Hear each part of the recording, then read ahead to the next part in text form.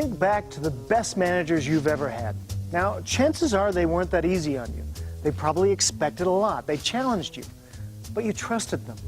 There was something about their leadership style that engaged you, that brought out the best. Now, how did they do it? What made them effective? Well, over the last 20 years, I've been chasing down the answers to those questions, studying the managers with the highest customer satisfaction levels, the highest team profitability, the highest employee engagement scores.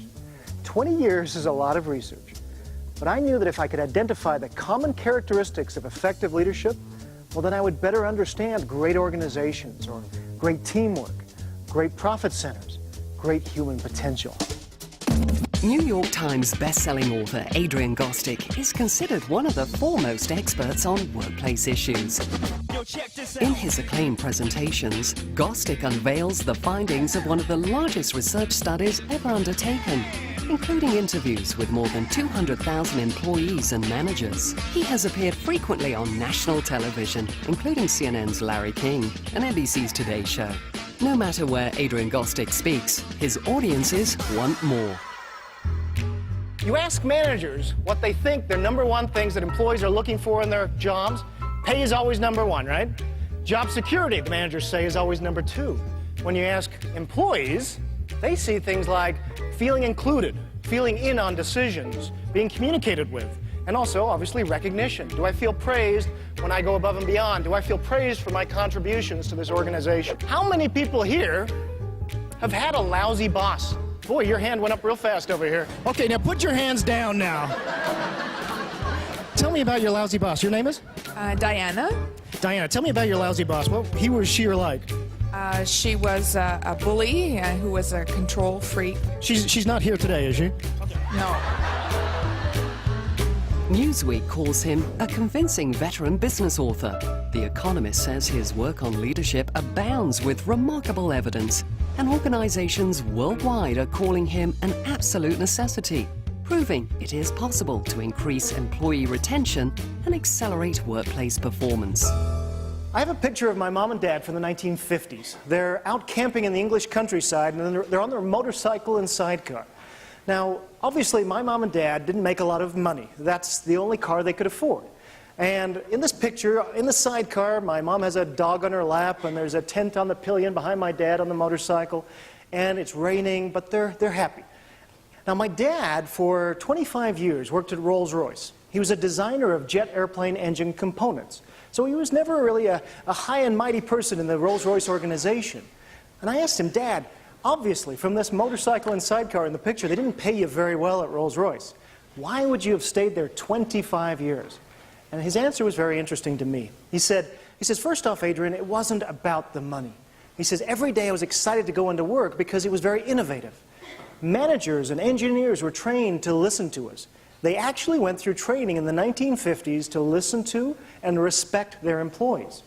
He says they were also taught to recognize us. If I added something to the drawing, my name would be added to the draft, which went up to senior leadership and to the client. He said there were even days where he would literally throw his fist in the air because he was so excited to go into work. That's what we're talking about when we talk about work culture, employee engagement. Is there a difference in work environments? If I said to you, what's the fun airline to work at? What would you say? Southwest, yeah. Recently, the New York Times did a study where they showed that it is statistically harder to get hired as a $10 an hour baggage handler at Southwest than it is to be accepted into the Harvard School of Business. Statistically, it's harder to work on the tarmac in 120-degree weather in Phoenix, throwing bags for $10 an hour, than it is to get accepted into Harvard. Chester and I were kind of joking, our kids are coming up to college age, and you can just imagine after high school, they say to us, well, Dad, I think I know what I want to do with my life. I want to go work for Southwest as a baggage handler. And you have to say, whoa, slow down, son. You may have set your sights too high. Apply to Harvard instead, because it's much easier to get in. That's the kind of environment that is so rare that people will stand in line to work there. Kindergartners laugh 400 times a day, and adults not so much. Yeah, and what we found in the research is that companies and managers who lighten up are vastly more productive and profitable, and they even earn more money. But they're also doing it in a very smart way that drives productivity and creativity. And it seems like a lot of these things, what they have in common is that these are things in the office. They're not forcing employees to do things outside of work all the time that are supposed to be fun and are sometimes slightly annoying.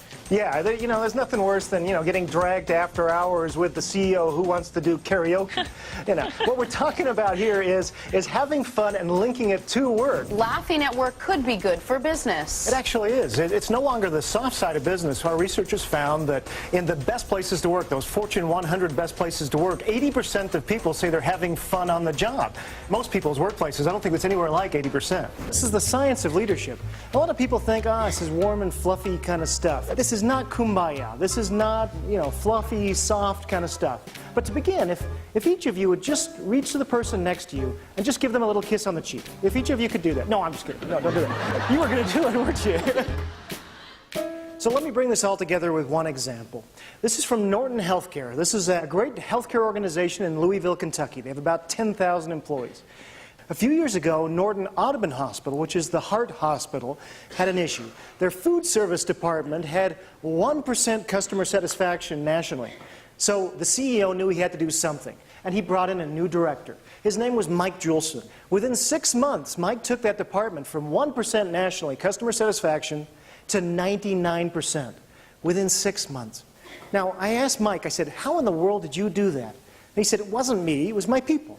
My people made all the difference. They made the change. I said, well, Mike, were they a different team? Were they different people? And he said, no, it was pretty much the same group. I said, Mike, then you probably made a difference. What did you do differently? And Mike said, well, he says, I just thought my people had been beaten up long enough. And so he says, we changed everything. He says, we praised. We even praised mistakes for a while. We praised when they arrived on time. We praised when they smiled at customers. We just thanked people for their jobs. And we listened to them. We listened to them on menu ideas and ways we could help our patients. My chef in his tall white hat started making rounds to patients and asking how they were doing. It made such a difference that people started showing up on time. They started coming in and caring about the customer experience. We started to have this noble goal of making a difference in patients' lives through their nutrition. He says, and something magical started happening. People started to care. From 1 to 99 in 6 months, all with some very, very simple ideas. When I speak, somebody listens. And when I do something great, I'm praised and I'm recognized. That was the magic. And great things happen. He's called by many the world authority on employee engagement and recognition. Adrian Gostick will change the way you lead and inspire your people. Is there potential locked within your workforce or within yourself? What we've learned about employee engagement will change the way you do business, and we're going to have some fun doing it.